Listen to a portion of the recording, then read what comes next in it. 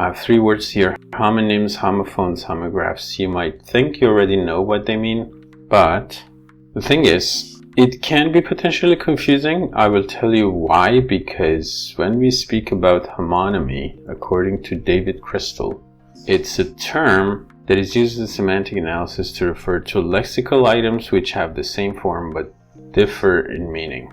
What does that mean? Same form, different meaning. How do you read this word?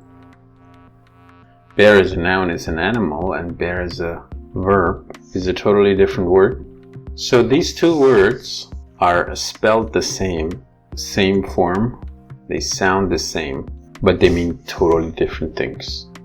So it fulfills the definition provided by David Crystal. Same form, different meaning. But when we speak about form, here form can refer to two things. It can be spelling, it can be pronunciation. Now look at this word. How do you read this word? Tear. So you refer to the noun tear. But this word is also pronounced tear, and it's used as a verb. In this case, they have the same spelling, different pronunciation, different meanings. Now, what about this word? So, same pronunciation, different spellings, different meanings. Okay, so as you can see, we can have three possible scenarios, right? I want to give you the theoretical tools or the concepts or the words to analyze this situation. So you want to speak about things in technical language, because technical language is what can take us to the next level of understanding. This is how the three words, homonym, homophone, homograph. So homophone here, like scenario 1, these two words are homophones. Why? Because they sound the same. Phone, sound. Homo, same. Homophone, same sound. They are also homographs because they're spelled the same. In the second situation, they're spelled the same, therefore they're homographs. But they're not homophones because they don't sound the same. In the third scenario, they are homophones, but they're not homographs because they sound the same, but they're not spelled the same.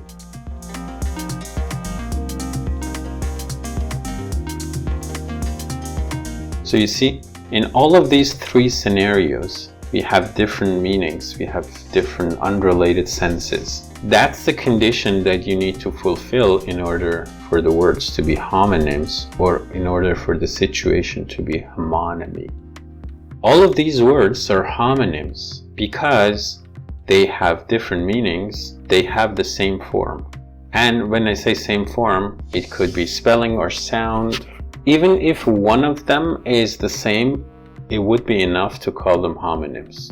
Whether they're spelled the same or they are pronounced the same, or both, but they have different meanings, they are homonyms. In a situation of homonymy, you have homonyms. Homonyms are homonymous. In a situation of homophony, you have homophones that are homophonous. In a situation of homography, you have homographs, which are homographic. Sometimes you have the same word with different meanings.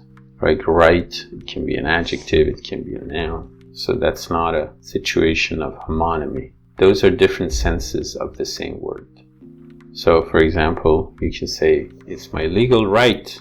In that case, it's a noun. But when I say, that's not the right question to ask, in that case, it's the adjective.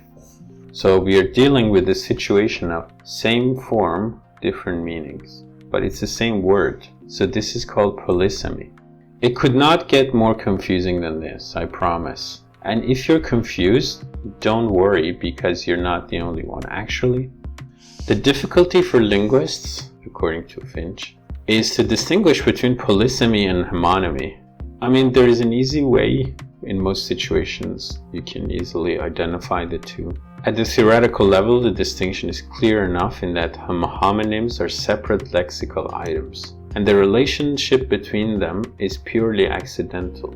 So for different, probably historical reasons, those two words now sound the same or are spelled the same, but they mean different things. But in the case of polysemy, we are dealing with a single lexical item which has acquired more than one sense. If you find this video interesting and want to continue watching, consider supporting A's by liking, subscribing, and donating. Now, I'm going to mention some more words that are homonyms. The words tail and tail, spelled differently like this, they're homophonous, non-homographic homonyms. C and C, they're homophonous, non-homographic homonyms. In another scenario, we have homographic, non-homophonous homonyms like so as a verb and sow, female pig. So when I say homonyms, you know that they have different meanings for sure.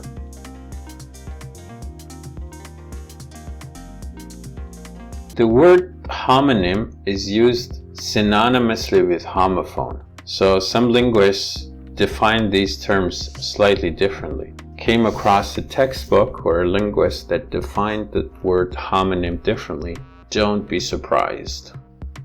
Maybe in the comments down below you can put words, different scenarios, homonyms, homographs, homophones, and those examples could be from a language other than English. That would also be interesting. So feel free to comment.